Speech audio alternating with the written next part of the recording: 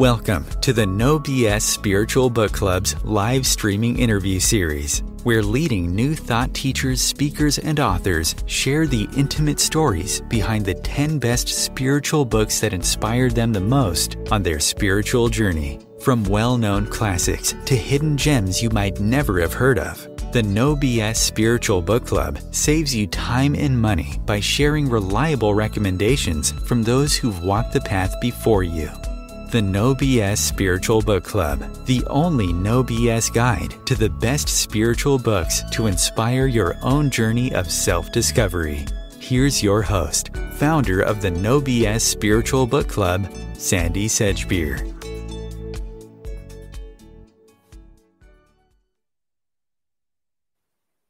Hello and welcome, and joining me today to share the stories behind the 10 books that had the biggest influence on his life journey, from builder's labourer and wayward teenager to the British Army to his present work as a transpersonal occupational therapist, transformational coach and author, Mick Collins, who's the author of 3 groundbreaking books on human evolution in a time of global awakening.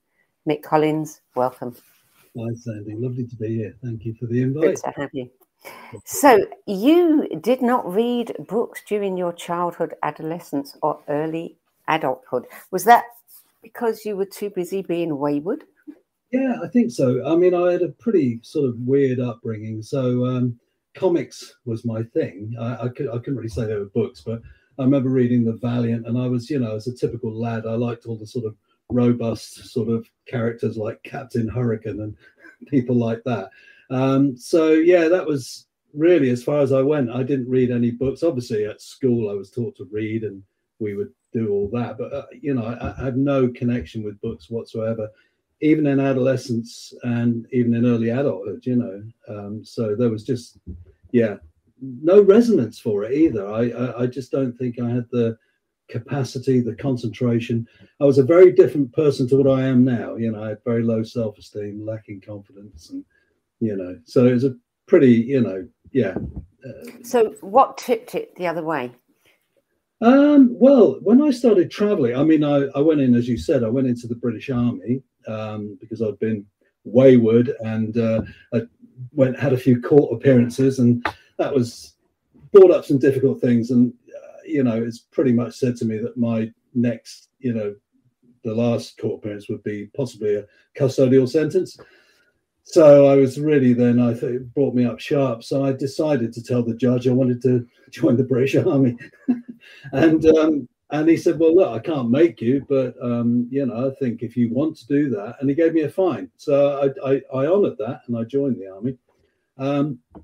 Didn't read any books there, one or two, but they were mainly kind of war books because I was in the infantry. So, kind of a couple of things I can't really say as very, very gripping books. But it wasn't until I left the army that I started meeting hippies, and I became one myself. And, it was the 70s, and they would start reading me poetry, which is, from an ex-soldier's point of view, was a bit like, it felt really weird. But then I started reading Hermann Hesse, and I just absolutely loved it. Narcissus and Goldmund. It reminded me of a friendship that of somebody I met on the kibbutz, and I just felt like there was a real resonance. I saw Narcissus and Goldmund like in the relationship with my friend almost. There was something, and Khalil Gibran. So and then I started to think, this is great. So books became things that started to teach me something rather than just, that the few I'd read in the army were just gratuitous and really not that interesting. Was it the books that woke you up? They were the beginning of it. I mean, I was still pretty wild even when I was traveling. I was sort of there was a long period of 6 years before I ended up in a Buddhist monastery that I was sort of going through a process of refinement. And yes, books, I read Swami Prabhupada, The Science of Self-Realization. Didn't understand a word of it. But I was just trying to have a little look at that because a lot of people were reading this stuff. So that was like on a kibbutz, that's what was going round. So you'd get given these books. So I think there was thing that started to churn. I started to, I remember traveling to the East and then getting sort of books on poetry there and starting to I didn't really understand it, if I'm honest, but something was beginning to land, and it wasn't until a friend of mine ended up going to live in a monastery, and he was a very good friend of mine, that I decided one day just to go and see him. So I came back to the UK, and for a 2-day visit, I ended up staying 3 years in that place, and that's when books really took hold. They really started to mean something, because I had to study a bit more there, so it wasn't just random reading. There was a sort of a process to it. So how easy or how challenging was it for you to pick just him? Oh, incredible. I mean, I was, getting neurotic at one point. I thought, sort of shuffling these books around, and yet what's really interesting, that they sort of became self-selecting in a way, because I thought, well, I could talk about the book, but I wanted to talk about the book in relation to my life story. Then it became obvious which ones were the ones. Yes.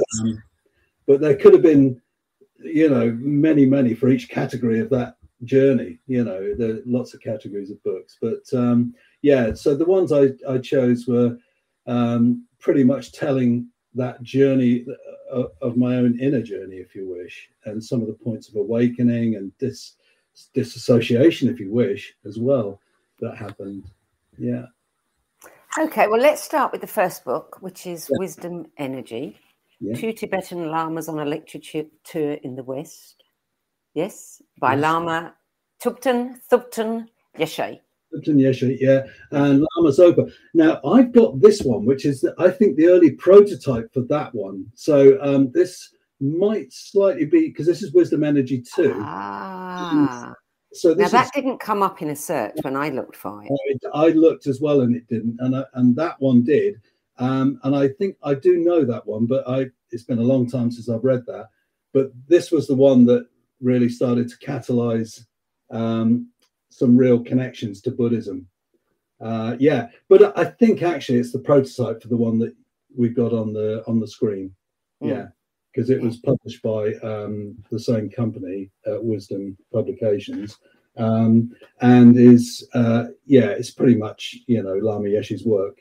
Yeah. So is this list in chronological order? Is this the first book that really impacted you? It impacted because I had to start somewhere. I ended up in this Buddhist monastery, like I say, for a 2-day visit.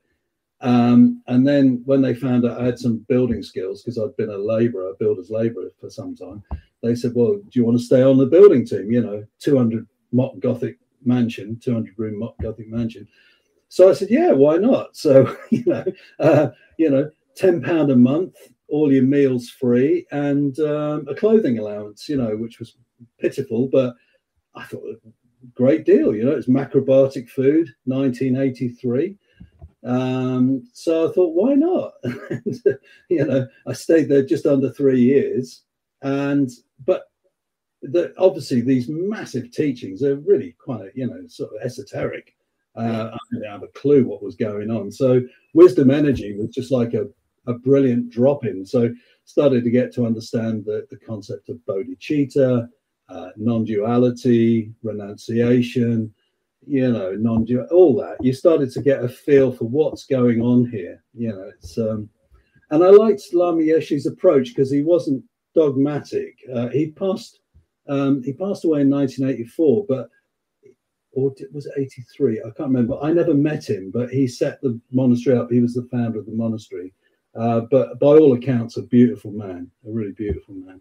So the journey into that book was a way of really trying to sort of familiarize myself with what I was investing my time and energy into.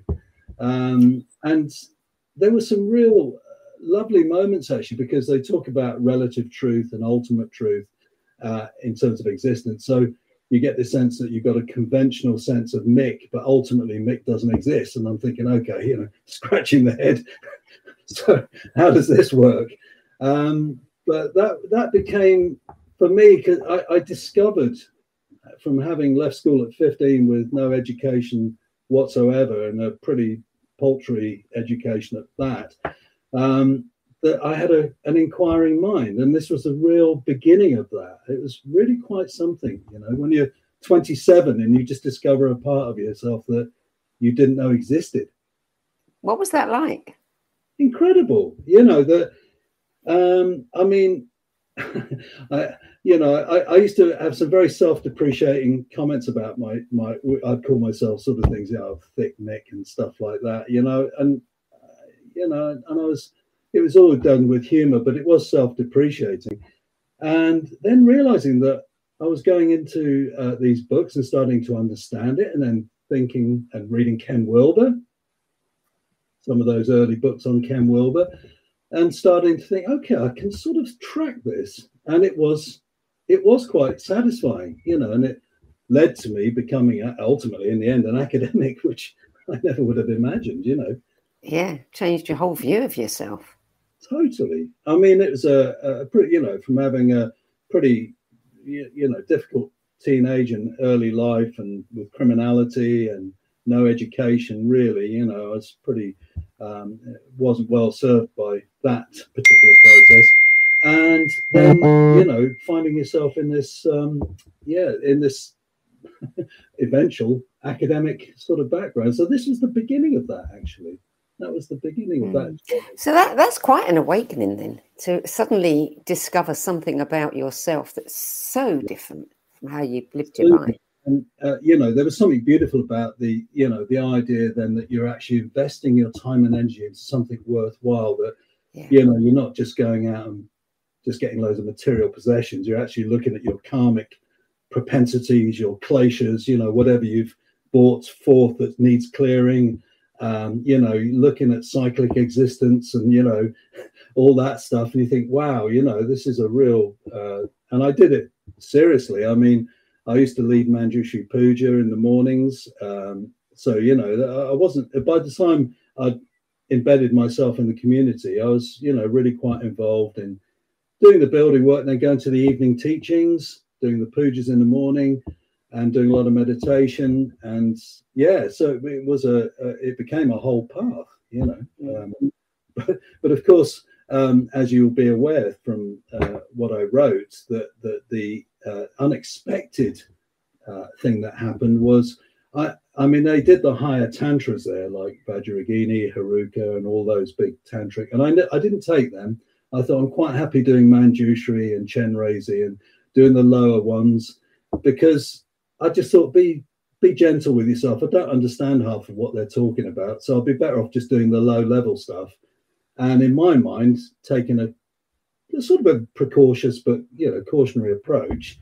But that didn't seem to stop what wanted to come up, which was a quite a big, if you wish, Kundalini experience, which totally shocked me. And it was a massive experience like that. So, I was doing lots of mantra. I was traveling to see some friends in the West Country, and I was doing some mantra on the train.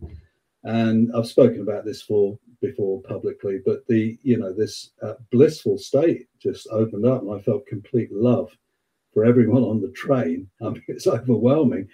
And as I've often said, it was like a full body orgasm. I was just irradiating bliss and love. And it went on for a couple of days. I mean, it wasn't just a fleeting thing. It just went on and on. And in the end, I almost wanted it to stop because it was too overwhelming. I wasn't prepared for that, But when it did go down, then I started to find, I mean, Michael Washburn, who's a transpersonal philosopher, talks about the eclipse of the ego. And I think that's what happened. I think somehow this, all that was been opened up in the channels.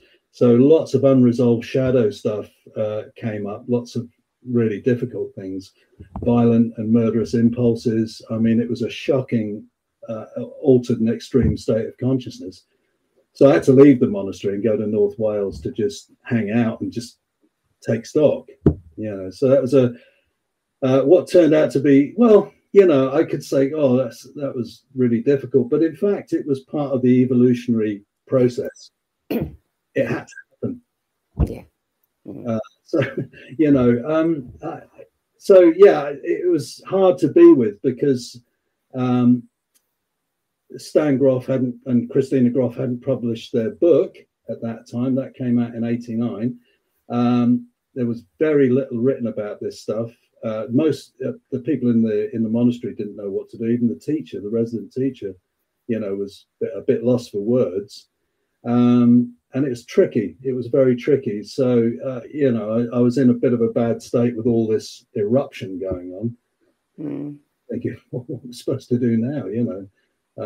And being totally paranoid as well. It was a big deal. A big part of the awakening. But I now look back on it and think, that needed to happen. That needed to happen. Yeah. So, book 2 is Freedom from the Known by Krishnamurti. That was published in 1969. Yeah. Interesting, because that's exactly what you experienced. Yeah, I mean, it's incredible. I was very blessed because one of the people I'd met in the monastery had been a former mendicant, and he'd been a very close associate with Krishnamurti for many years. His son was a monk in the monastery, so he used to come and visit. And he, I'm going off screen. He basically, we became quite good friends, and it was always lovely to talk to him. Beautiful man. Sort of lovely Indian chap with a lovely long beard, and he looked really wise and kind, and the sort of person that you just feel really comfortable with. And he heard that I would sort of just quickly bolted out the monastery, and he said, "Well, where's Mick?" And they said, "Oh, he's kind of, having some kind of breakdown or something, But he basically found out where I was through a mutual friend and got a message to me. Obviously, no internet in those days. We didn't have a phone in the house. And somehow got a little message to me and said, if you want to talk, come and see me. So I did. I managed to go to Shropshire where he lived, and we had a chat. And he sat down and he said, what you do, you're passing through a transformation. And you got to think, when you've got all this murderous stuff coming up, what a godsend. Yeah, very heavy. And I thought, what a godsend that somebody just said, if you can tolerate this, if you can just get through it. Yeah. And he said, and what a lifeline that was, because, I was contemplating suicide. I was really so down on everything. And I didn't have a lot of self-esteem anyway, so you can imagine all this coming up. I just felt like the epitome of evil. I thought I was possessed. I couldn't get this stuff out of me. It was just horrific. So he basically, he just gave me a real lifeline with his kindness. And the fact that even with somebody who's raging with murderous thoughts, he would let me sleep in his house. And he even left his bedroom door open. I went to the toilet at night and his bedroom door was open. And I felt that was such an endorsement in me that, he didn't lock his door, I somehow that type of kindness just goes deep and it resonates. So, so I then thought, well, if he recommends Krishnamurti, which he did, then I'm going to have a look. So I did. And there was something liberating about it, because all of the conventions of Buddhism were, you do this and you follow your teacher and you get this advice. And all of a sudden I felt like a slippery pea popped out of the, somehow I couldn't locate where I'm supposed to be and what I'm doing, it felt very, but Krishnamurti was like pretty much, well, just be with what is, just attend to that with choiceless awareness. And, there was something great. And the way that he would say, well, society is just, this isn't really what reality is. So he was actually challenging society, and I felt like the same one. That's how the book landed in me. And I thought, wow, it was like I could breathe a bit, because he would say, look at your base impulses, look at your violence, look at where you are. That, and I thought, yes, I'm in it. I didn't have any problems finding that. I was consumed by it. So there was something about that, that I just thought, wow. And it just enabled me to be sort of a bit more present, without feeling I'm some sort of aberration that needs to be locked up, because that's what I thought needed to happen. So I kept my head down. I didn't work for 2 years. I couldn't. And anyone who knows me well will know I'm a real grafter. That's one thing I will say. I don't shirk. And for me not to work for 2 years was quite something. I just I couldn't do it. I just could not be in the presence of too much organization and what have you. I had some friends and I met people casually, for maybe a light chat, but not many. It's mainly going internally. But I think what Krishnamurti gave me more than anything was that his idea that the religious mind is different from religious belief, and that we really need to go into the choiceless awareness, the observer is the observed, and all that stuff. And then I thought I had a practice. I had something I could really hold on to, So it's, again, a real lifesaver. Yeah, an anchor, sounds like. Anchor. But one of the things he said, and I had to remind myself in the book, we can all have marvelous experiences, but the person who's having them can be completely deluded. And I don't know, that just made me laugh. And I thought, brilliant, because that, I'd had the marvelous experience with the bliss, and here I was completely messed up. And I thought, great, this is speaking to me. So it helped me to be honest with what was going on. But one of the things he said is that there needs to be a mutation in the psyche. The West needs a mutation in the psyche. And then I was like, wow, okay, I felt in that mutation, because something was being cleared out. I didn't know quite what was coming, because Stan and Christina hadn't written their book, and it wasn't obvious quite what the process was, but I felt part of something that was in some sort of mutated process. Yeah, so I think Freedom from the Gnome was, and The Impossible Question was another book, and The Ending of Time with David Bohm. Those were real critical books for me from Krishnamurti. Just to attend to what is, and just to see what's in you, and actually don't jump off the spot, just be with it. And that was a real lifesaver. So book 3 on your list is Spiritual Emergency, When Personal Transformation Becomes a Crisis, by Stanislav and Christina Grof. So when did that book come into your life? How long did you have to wait for it? Yeah, it came out in 1989. I didn't get it straight away. It was a little bit after that, when I was then sort of relatively fit enough to go, and I realized that what I'd been through was giving me a vocation. So I sort of went to a local college to go and get some credentials, sort of diploma, so I could go on to university. So I was coming through the worst of it. I was still very vulnerable, but it was, I was beginning to be able to get more with myself and get out there. And a friend of mine, one of them was an anaesthetist that did hypnotherapy, who was very much into Arnie Mindell. And another one was a transpersonal, who was training to be a transpersonal psychologist. And he put me onto this book. And we obviously we're still good friends now. But once I got wind that this was out, I then looked at it and I was thinking, oh, wow, this is right. So then it became something more empowering now. I still felt very shy about it. Most of the people that knew me were sworn to secrecy, not to tell anyone, because I was going into the health field and people don't speak about stuff like this, I mean, it's not the common discourse.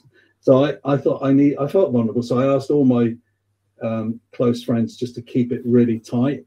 Don't tell anyone what I've been through. So there was a lot of good friends that have been holding that for a good few years.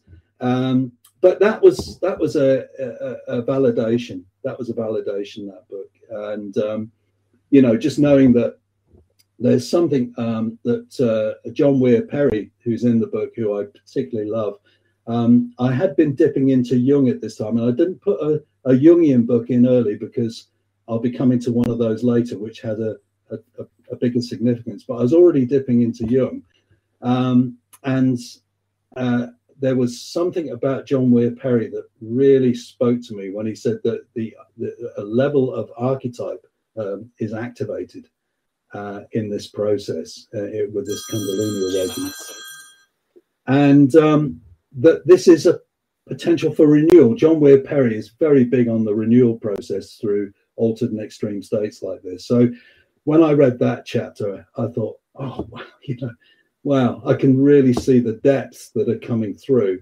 Lee Sanella in there writes about Kundalini, and that gave me some real insights, because I had these very weird vibrations going through my body and intense heat in the hara, and that explained it, because he said these are common symptoms that go with this experience.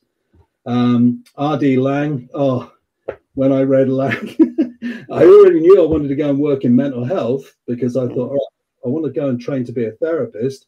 And so I read Ronnie Lang in that there. And, he actually said that actually most of society, it's a pseudo sanity. It's not actually sanity at all. And I was reading this, like cracking up, laughing, thinking, wow, this is great. This is really what's needed to break out of this constriction that, and for people like myself and others who've been having these wake ups like that, who end up in a hospital, and misdiagnosed and mistreated. So yeah, that idea then that there's a pseudo sanity, and in another book, which is in the Journal of Contemplative Psychotherapy, he writes about a schizocosmos. That actually we've created this split cosmos, and it's just not healthy.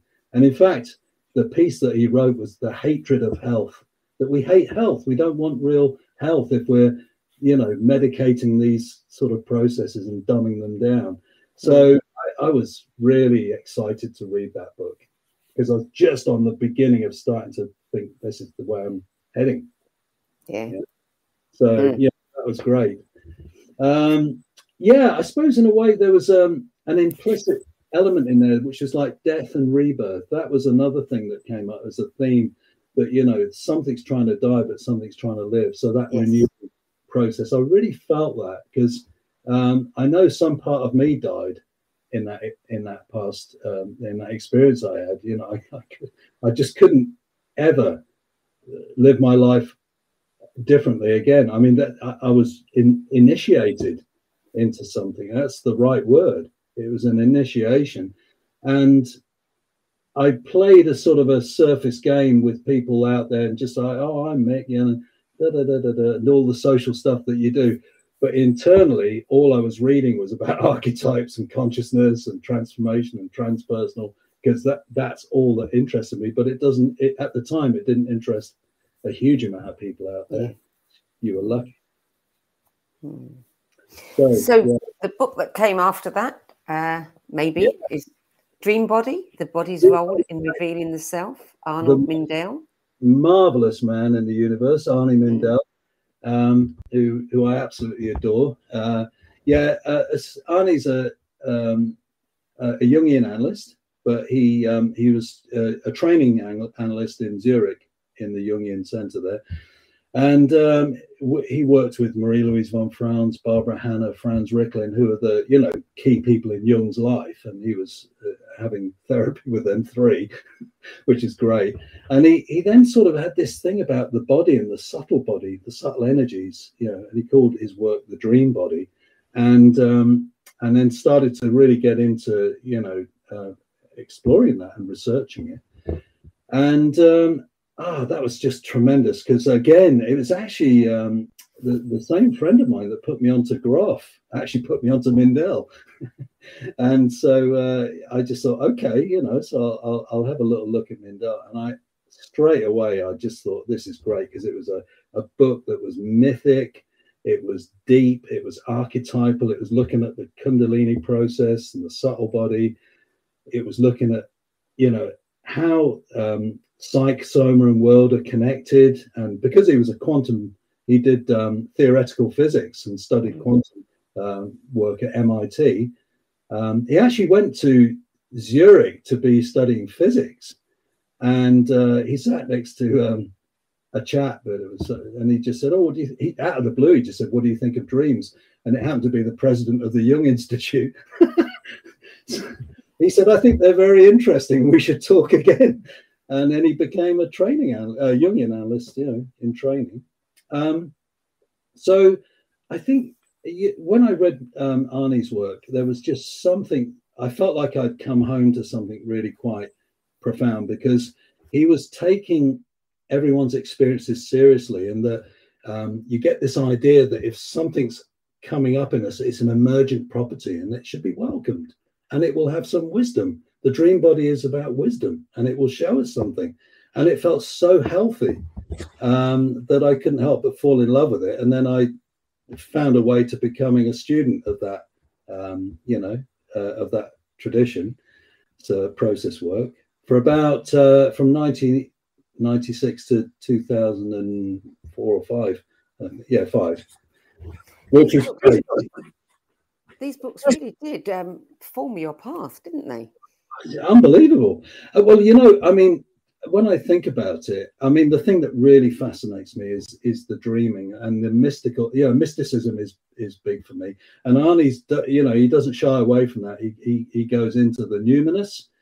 And when I read that Arnie had written about the numinous, and I loved Jung's take on the numinous from Rudolf Otto's work, the idea of the holy, the mysterium tremendum, the mysterium fascinans, that these things really can cook you up, and big opening experiences. Well, when I saw Arnie writing about the numinous, I thought, wow, the way he's put this together is just like mind-blowing. So I kind of went off, but interestingly, before I'd read Dream Body, I had a dream of a black snake, and out of the black snake's mouth came a white snake. And I had no idea what it meant. And then I looked in Dream Body as I was reading it, and he said, there's a fairy tale to do with the white snake, and it's all about transformation of reality. And straight away, all of a sudden, I'm just thinking, I've got to go to this training, I've got to drop into this. And and I was very lucky that some of the seminars I attended, he has maybe, hundreds of people attending, and occasionally people get asked if they'd like to work in the middle of the group and so Arnie and Amy, his wife, they said, "Oh, would you like to come and work in the middle of the group on something that interests you?" And so I worked on the murderousness that I experienced. Now that was really important, because that's the first time I'd actually gone public in a big way with it, in a context where I didn't know everyone in the room, hundreds of people.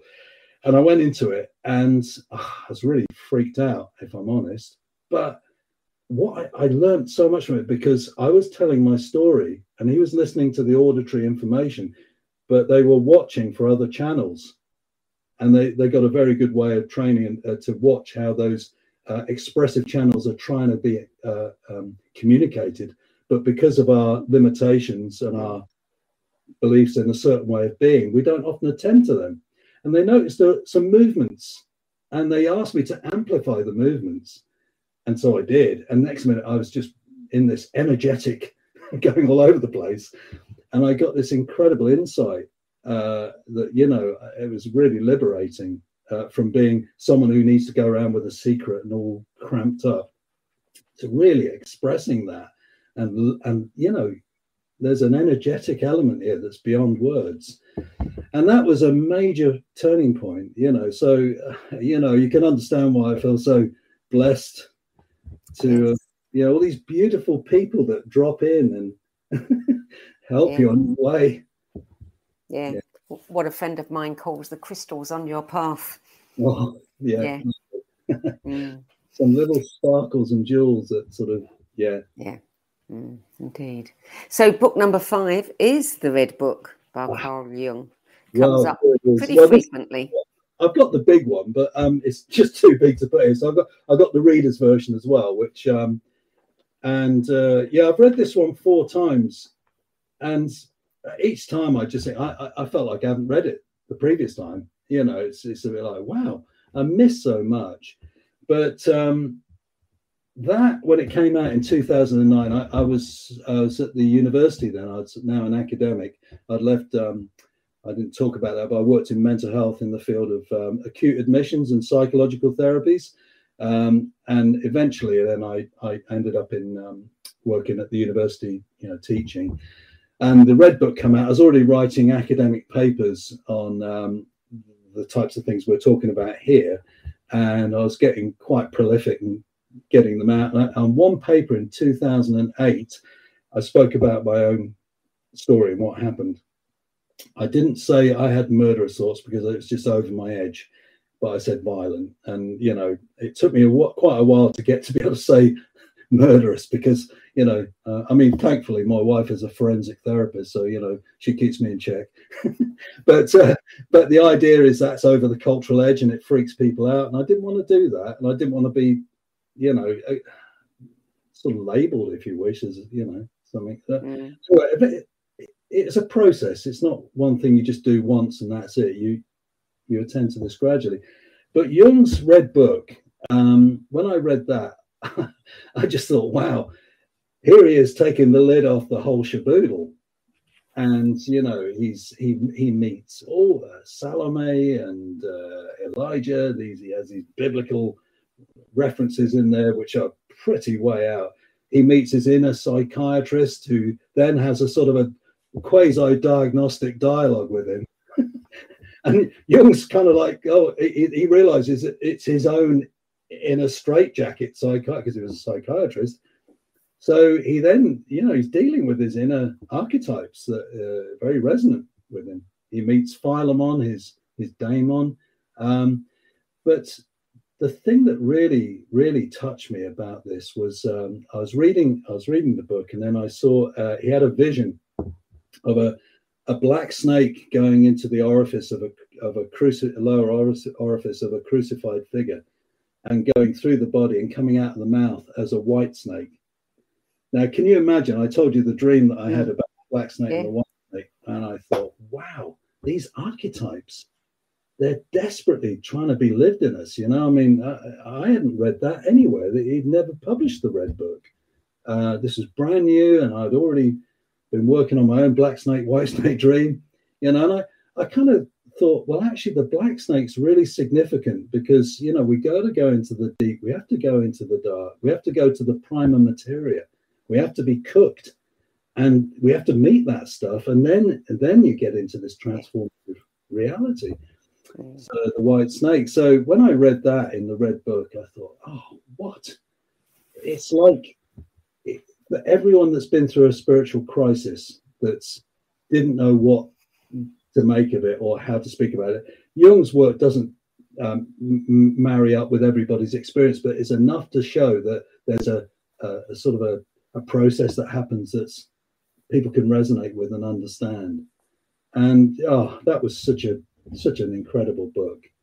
So it really, really did make me feel then in 2009, I just keep going deeper and deeper. I'm really going to own this and have no shame about it. It's not normal academic discourse to be talking about this stuff over dinner, but one or two people I started to tell, and it kind of broke that idea that consensus reality is only full of people that are just straitjacketed. Well, they're not.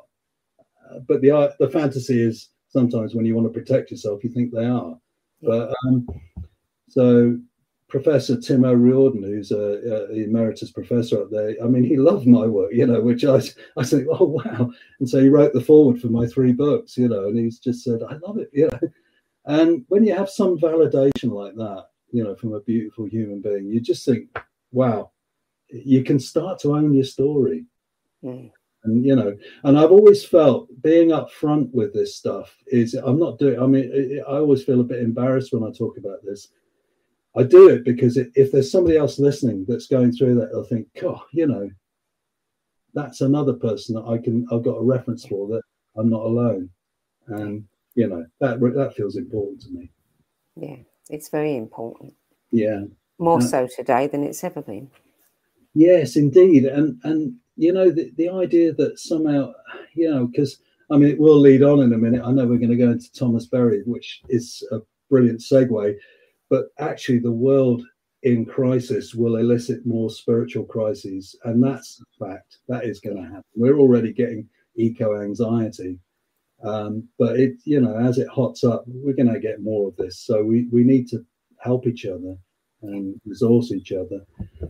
But one of my favorite things about the Red Book that I absolutely love is seeing the genesis of active imagination, the thing that he really got as a method, which I think is a spiritual practice. I was doing it today in a meadow barefoot over the road, and just doing some active imagination out in the woods.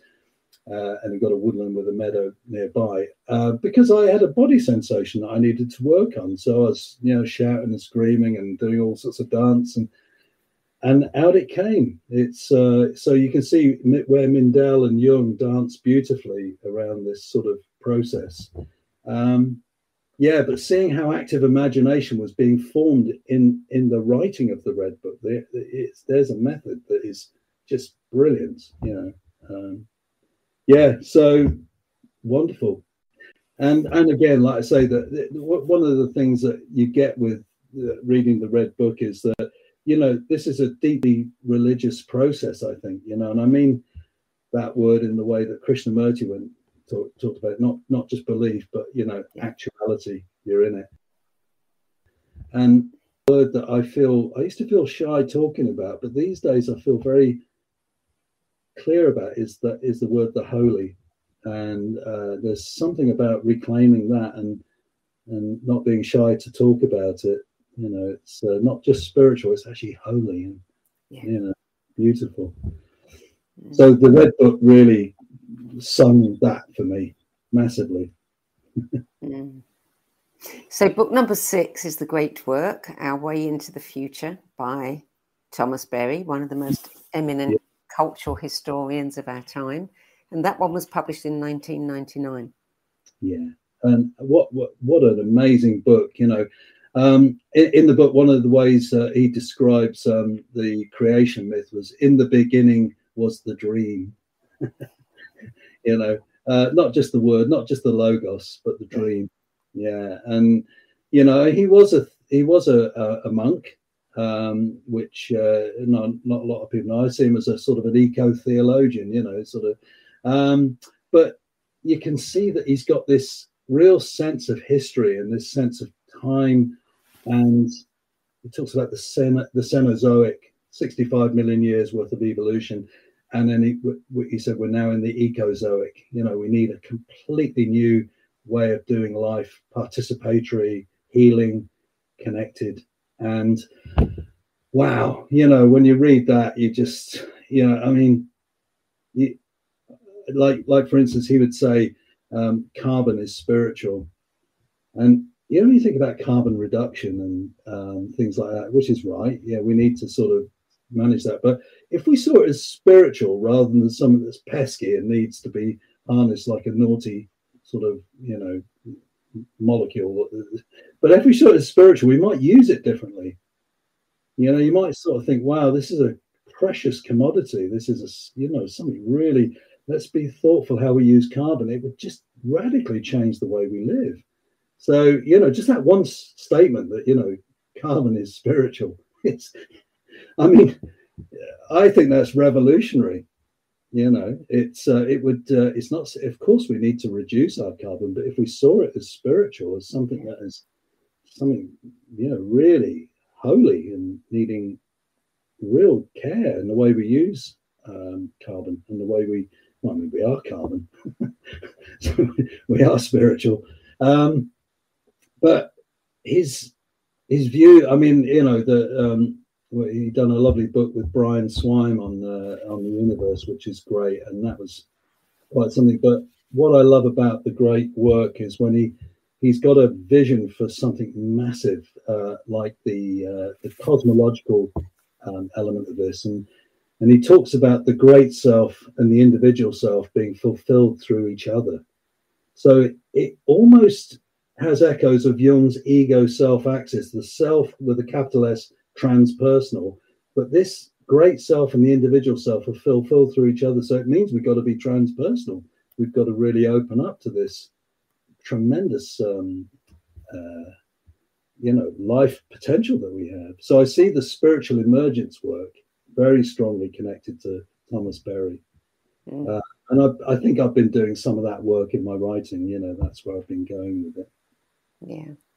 Yeah. Well, book number 7 might seem like a little bit of a little bit more about Berry on just one thing that I think is really key. I did make sorry to say that, but one of the things he said was that we need the wisdom from indigenous people, the feminine, our traditional spiritual traditions. We shouldn't write them off, and science, and I would include Jungers in that science as well, not just straightforward empirical research.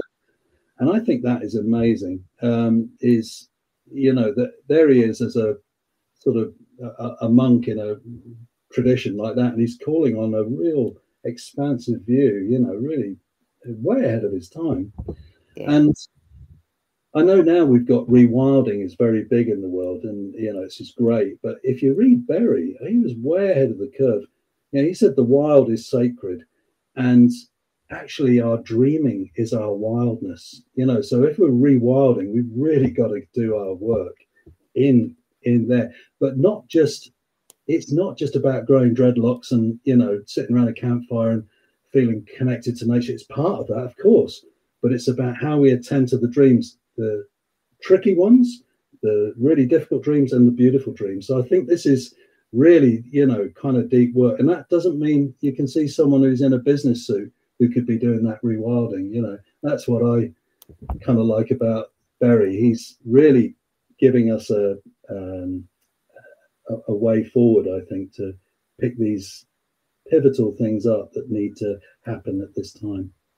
Yeah. Yeah. Okay, so book number 7, bit of a change here with Testimony of Light. Yeah, Testimony of Light. I mean, I love this. I love this book because, it's a step change from all the other stuff, because it's now looking at someone who's a medium who's getting messages from a former friend, passed over, Frances Banks, and she was a nun for I think 22 years and was deeply devotional woman, and she passed away because of cancer. And all of a sudden, Helen Greaves starts getting these messages from her friend who's passed away, and you got to write a book. And she's a classic introvert. She's sort of like, oh, right. So she then starts to think, oh, I've got to. So she started getting the information and recording it. And it almost, it seems to bring alive the near-death research in a really interesting way, because you've got someone that's giving a commentary on all the different things that are going on, over a period of time. And one of the things I loved was when she said, when you die, you take with you what all of your habits and your mental formations just pass over with you. So that's one injunction to get working. That's while we're here on Earth, that's a really important message. And she talks very intimately about the life review and what it means, and she gives a couple of examples of that. One is a surgeon that actually ends up who used to pray to this spirit, who was a surgeon spirit that would actually guide him. He did some beautiful operations, and this spirit was always helping him do these operations. And before he did the surgery, he used to pray and ask for a connection. And then one day he ended up having an affair with someone, and he had a row with his lover, and he came in and he didn't do his prep, and he was discombobulated, and the patient died. And he went into a spiral. His wife found out, so the marriage ended. He went into some terrible state, started taking medication to feel better, but actually ended up becoming addicted and ended up dying. And she talks about his journey on the other side, about his life review and his learning through that. It's quite something, because you get this idea that he was told you should have actually got to know that spirit a bit better and your own spirit. and that. But he was also credited for doing some beautiful work as well, and it wasn't all bad and no judgment or anything. It's all learning. So yeah, I really love that book. And was it the first book you'd read about life after death? No, I'd read Raymond Moody's work many years ago, but I don't think it landed in the way that it. This one. Yes, because I read Ray Moody sometime, and I was still, I tend to take a while to deepen. I need years. I don't get it straight away sometimes. So but that was the one that had a major impact on me. This book. It's the first. I know the old adage about atonement and at-one-ment, but that's the first time I read that, and I liked it. I thought that was nice. Yeah. Bearing in mind it was written in the 60s as well. Yeah. So book number 8. Yeah. Return to Love: Reflections on the Principles of A Course in Miracles. Marianne Williamson. Yeah. Classic. Modern classic. Yeah. More or less. One of the things that I really picked up in my life as I started progressing and working was just how tricky love was and is. It doesn't come easy.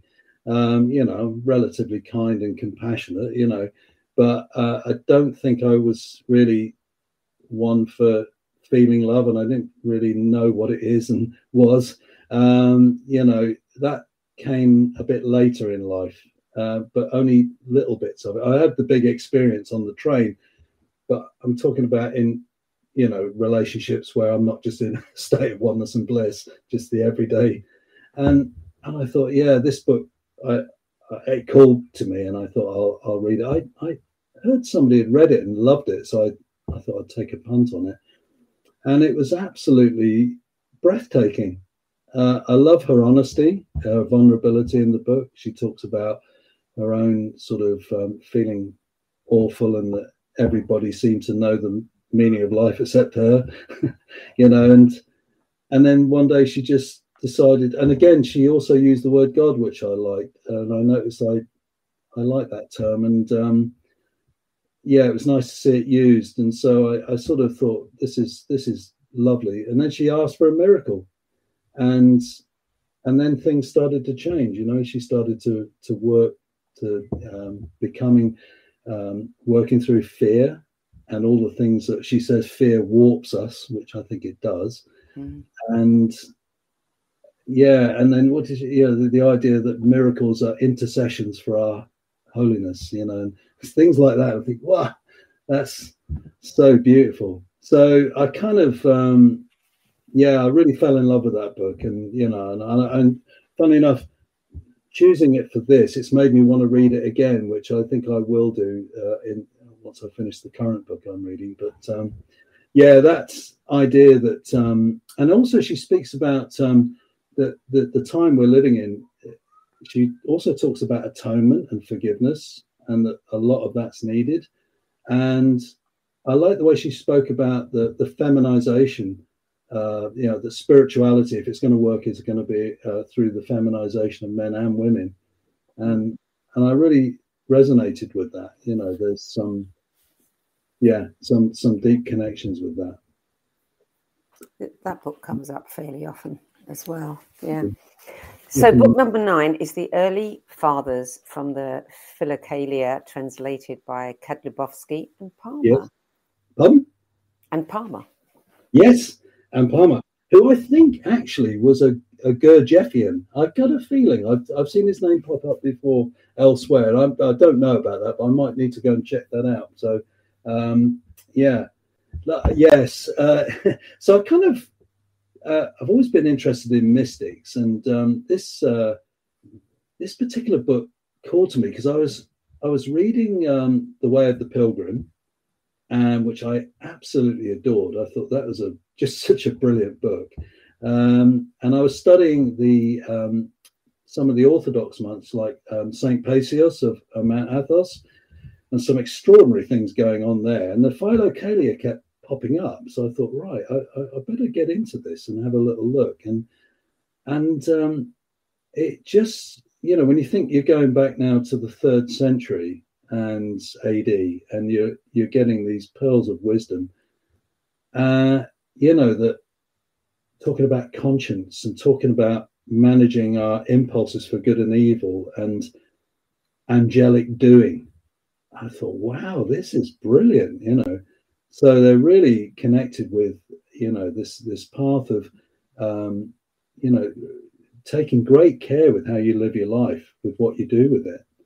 And St. Anthony writes about praying with his eyes, with his ears, with his nose, with his mouth, with his hands, his feet, his stomach. And that's how he prays. So don't take too much food, let that be your prayer. And you think, wow, this is a real gem.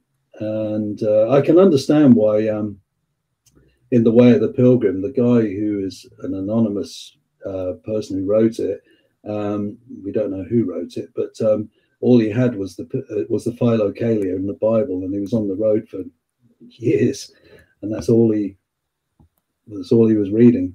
So I just do nothing carelessly, and knowledge of your actions and knowledge of truth. That seems to be the big message from that book. And again, 4 virtues: self-mastery, courage, wisdom, and righteousness. And the qualities that you think are most needed today, really, in a way. A merciful person is a physician to their own soul, is another saying from that book. I can't remember which monk said that now, but it reminded me of the Red Book, where Jung said, only those that know the lowest in themselves are capable of great mercy. And so again, it shows that real depth of encounter. I liked what you wrote. A wonderful psycho-spiritual observation in the book points out that each of us judges others according to our own character. That pulls you up short. It does, because we've all got the judgment, haven't we? Absolutely. And Jung would call that a shadow projection. Yeah. It's beautiful, isn't it? I mean, it's really contemporary book, I think. You read it, if you've got the idea that you're interested in sort of attending to the soul and being, when you hear things in the book, like there comes a point where the heart is taught by the spirit in secret. You're talking about something that's just like, wow, this is not just willy-nilly stuff that is shared in the collective every day. These people were, they were deeply devoted to that, and that something's taught in secret by the spirit. You're now being sort of inducted in this way. God, I love that. I absolutely love that. Yeah. So book number 10, Padre Pio, the true story. Oh, yeah. Wow. So I've been reading about Padre Pio for some time now. There was by McCarthy or something like that, his name, I can't remember now, about Padre Pio. And I read it and I thought, is this a work of fiction? I couldn't really work out what was going on, because he's talking about him bilocating all around the world, turning up in New York in his sandals and blessing people, knocking on people's doors and blessing someone who's dying, giving them the last rites. What? And then I found this really authoritative piece written by Ruffin, and I thought, right, this one's regarded as a very well researched piece of work, so I thought I'll go to that. And I started reading it, and I thought, this is quite a journey that Padre Pio's been on. It's very evident that from an early age he was a very holy person.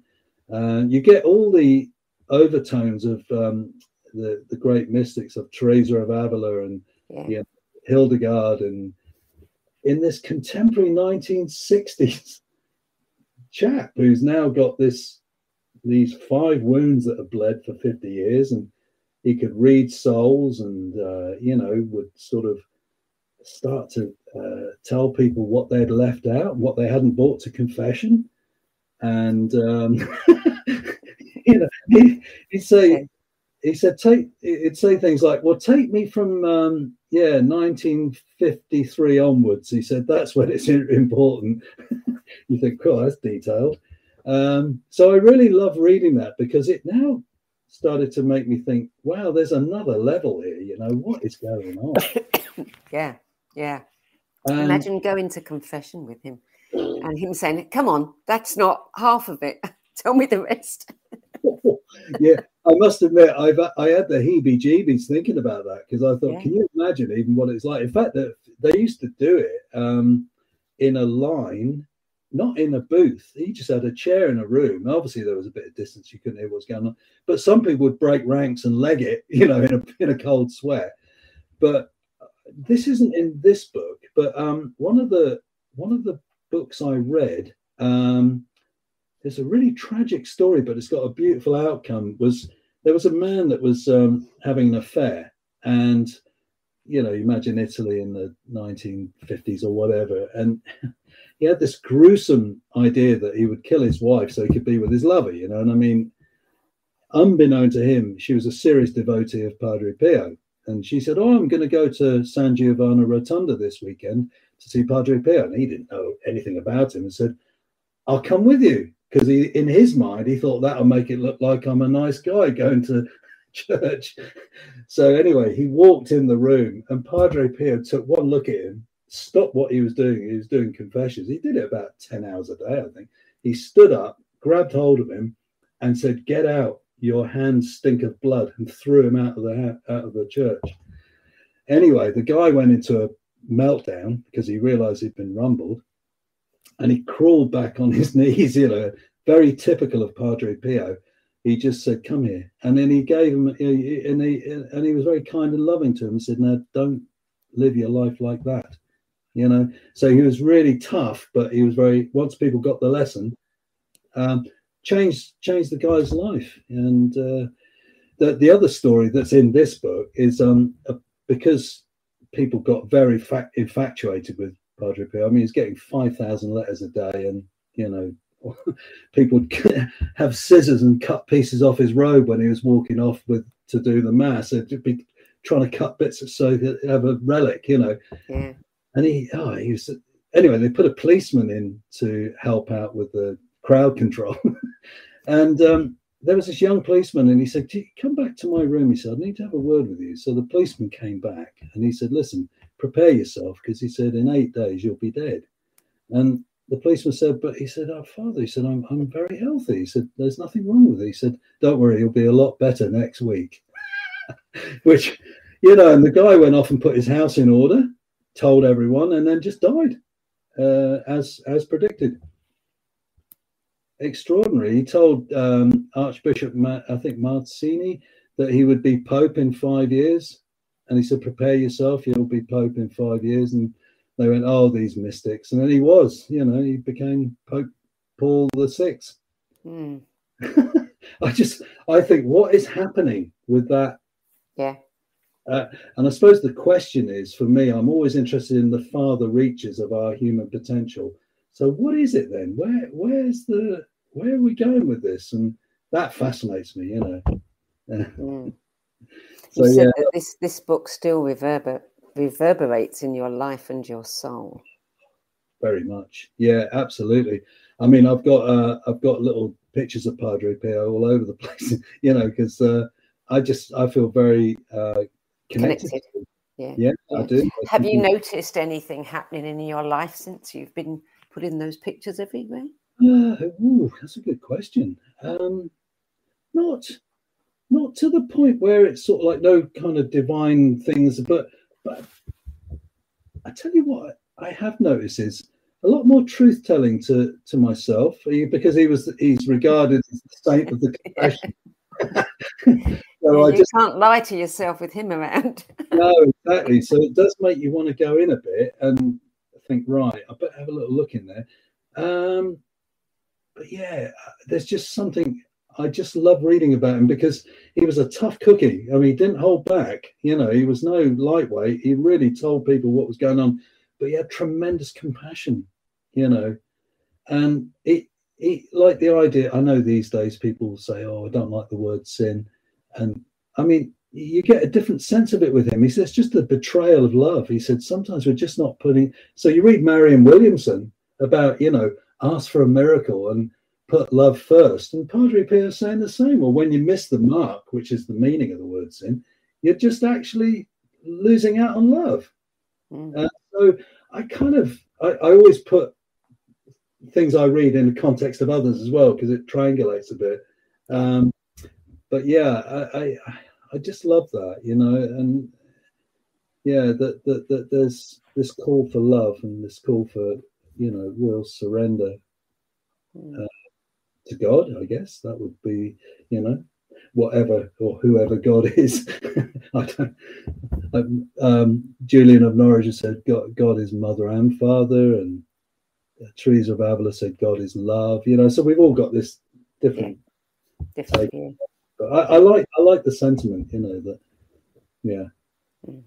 So tell me, I mean, that's the 10th book. You alluded earlier, before we came on air, that there was an 11th. So I'll just give you a couple of minutes on that one. Normally, you can't have an 11th, but well, this is Brother Herbert Caden, who is 101 years old. He's a Benedictine monk, and for the last 26 years, we've been going to this monastery for little retreats at Advent, and they do Buddhist and Christian retreat. Well, they did, and enneagrams. They're quite progressive, and I sort of befriended, Brother Herbert. In fact, I've got to go again because he lent me a book on reincarnation that I've got to give him back, and about Lama Yeshe's reincarnation, oddly enough. And yeah, Brother Herbert grew up in Germany in the 1920s, half Jewish, saw Hitler up close in Munich and Berlin, or I can't remember the other place, but anyway, saw him a few times, not in his uniform, but just out walking with his dogs, and going off on a rant when his dogs attacked some Dobermans. He talks fondly about those things, but you get this real chilling sense in his book, which is on Amazon actually. Some Memories of My Life, Brother Herbert Caden, and you get his best friend was in the Hitler Youth. You don't read these things in normal discourse. You think there was a big divide, but he said, well, no. He said that it was a bit like they could still be friends with these kids. So he says it wasn't quite always as split as you think. Obviously, this was before it got really bad. So, but his friend, Caspar Fowl, I think his name was in that. But I think a lot of them just joined because everybody else did, but they still remain friends. But it's a tragic story in that his mum was a scholar of Meister Eckhart. She ended up working for Wittgenstein. She was his typist when she left Nazi Germany, and went to work in Cambridge for Wittgenstein, and she was his typist, and they got on very well. He was writing Tractatus, the one revision of that at the time. He then was interred because he was a German citizen, so he then got put in a camp, a British camp, which wasn't a very nice experience. Then he had a breakdown and was in Fulbourn Hospital in Cambridge, and eventually went to Prinish Abbey, where Bede Griffiths was, and became a monk. And he's still going now. What a beautiful soul he is. I wrote about him in one of my books. He's so unassuming and so humble. But what a life he's lived. There's no animosity, no difficulties. He just said that's who it was, And he said, I remember the time the Gestapo came to see my mum, and first time they were all in their uniform and really harsh. And the second time he came in as civilians, the Gestapo guy, and addressed his mother with respect. And, he said there was some real idiosyncrasies that you just wouldn't imagine in that time, but they managed to get out, and they lost everything. They just left with what they had in their hands, but lucky then they got out. But what a story. Real amazing book. So thank you for letting me say that, because I hope people do go and get it and read it, 'cause it's quite a story. So tell us now a little bit, we're kind of running a bit late. Tell us a little bit about your own books. I mean, you've written 3 books, The Unselfish Spirit, Human Evolution in a Time of Global Crisis, The Visionary Spirit, Awakening the Imaginal Realm in the Transformocene Age, and The Restorative Spirit, Illuminating the Soul in a time of global awakening. Yeah. So they're all about working through deep psychic processes and experiences and taking the transpersonal seriously. So I call it getting personal about the transpersonal is one of my mottos. And they're all about let's look at that. There's something that we now know is trying to happen in the field, an awakening or whatever we want to call it. And I'm really interested in a pluralistic approach, so not one approach or another, but held together by people like Jung and some transpersonalists who are giving us, as I've shown tonight, some interesting ways into that domain and how we can engage the shift within, even with some of the wobbles that will happen. So the book is about, that's the first book. The second book is a bit more about confronting the shadow, the sacred feminine, demonic fate, angelic destiny is one of the chapters. So, we're all going to dance with the daemon that's going to come to us. Like my experience in the monastery was a bit demonic, but there's an angelic destiny there too. You've got to work through that and grow. And, that's how it is. And it doesn't have to be extreme for everybody. It's extreme for some.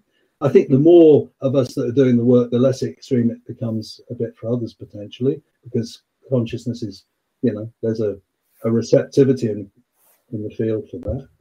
And the final one is about the interface between, so the restorative spirit is the interface between transpersonal consciousness and moral conscience, and using a lot of near-death stuff. So using Penny Sartori, Bruce Grayson, Howard Storm, and people like that, to look at some of those processes about where we might need to do some atonement work and some forgiveness work.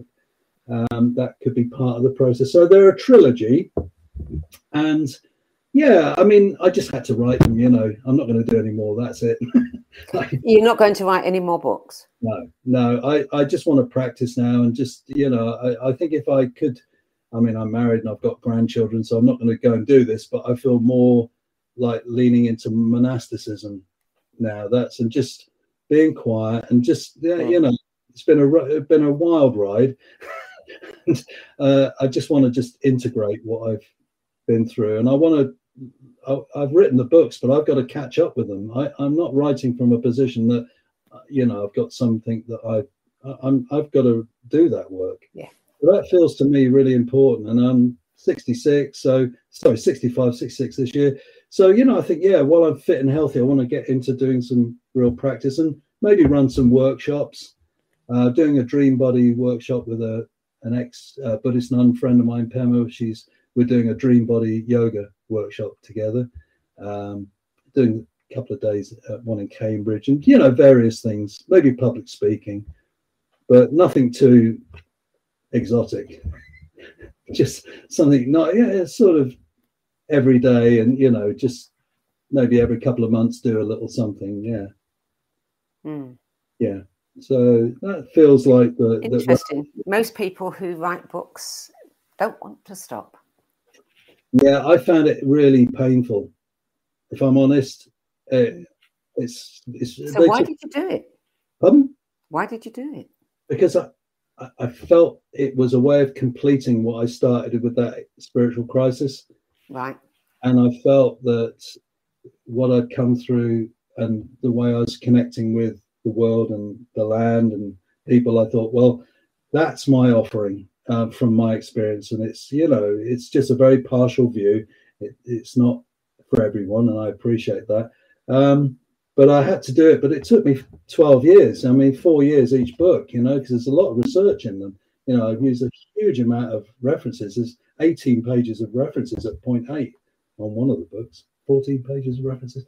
There's a lot of work, and so I just thought, I don't really have anything more to say either. I think I just want to get into practice, It's a wise man who knows when he's got nothing more to say. Yeah. Or woman. Yeah, exactly. I think you're right. I think, if I wrote a book, it'd be contrived. Yeah.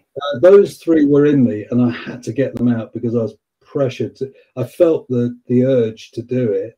Don't get me wrong, it wasn't a horrible experience. I mean, it's really engaging and really interesting, but the time it took was like, I thought this is, actually, and you're in your head a lot, and I wanted to be more in my heart, and so yeah, I think the next few, well, whatever, how long ever we've got, we don't know, do we? Keep thinking about death. So yeah, and preparing for death and doing some workshops, but quite gentle, well-being stuff, nothing too extreme. Yeah.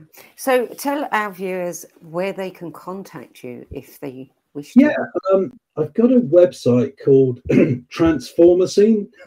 So it's a bit of a mouthful, but it's Transformo with an O, and then Scene, CENE. So www.transformocene.co.uk. And it's there's not a lot on there. It's a couple of pages, but I sort of went a bit minimalist on that. Well, Mick Collins, thank you for adding your 10 best list to the No BS Spiritual Book Club's library of recommendations. I've enjoyed our conversation. Thank you so much, Sandie. Thank you very much. You're welcome. You. So, as the spiritual book market becomes increasingly crowded, it is challenging to sort the wheat from the chaff, which is why we launched the No BS Spiritual Book Club, so we could provide you with trusted recommendations from people who walked this path before you. You can check out our free 10 Best Spiritual Books archive, which is ever growing, at the nobsspiritualbookclub.com, where you can also view previous episodes of this interview series, and you can add your name to our Save My Space list to get last-minute reminders of upcoming episodes. That's it for this week. I'm Sandie Sedgbeer, and I'll be back at the same time next week with another edition of the No BS Spiritual Book Club's 10 Best Interviews. Till then, it's goodbye from me. And thank you, Mick Collins. Lovely. Thank you, Sandie. Thank you. And thank you to everyone who watched. Thank you very much. Bye-bye.